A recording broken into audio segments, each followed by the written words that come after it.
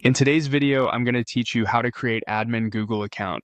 By the end, you'll know exactly how to start your Google admin console and get to the home dashboard using your work email or a newly purchased company domain. Begin by opening your browser and searching for Google Admin Console Signup.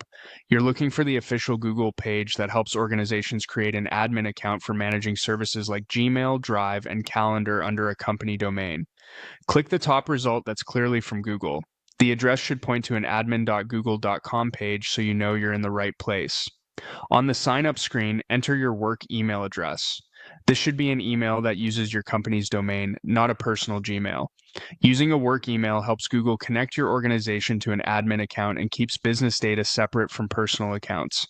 After typing your email, continue by selecting Next. You'll typically see an option to proceed in one of two ways: sign up with work email or purchase a company domain.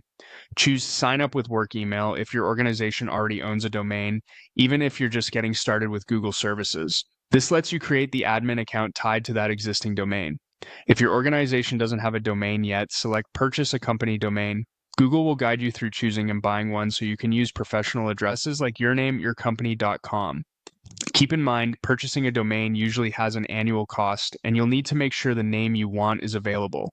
If you chose to sign up with your existing domain, you may be asked to enter your work email again and confirm a few details about your organization.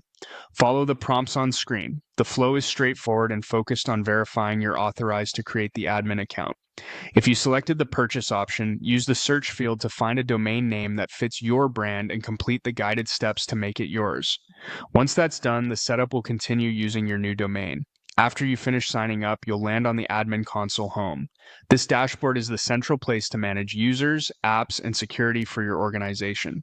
It's a good idea to bookmark the page and make sure you're signed in with your new admin email whenever you return. From here, you're ready to move forward with adding team members, configuring services, and tailoring settings to your needs.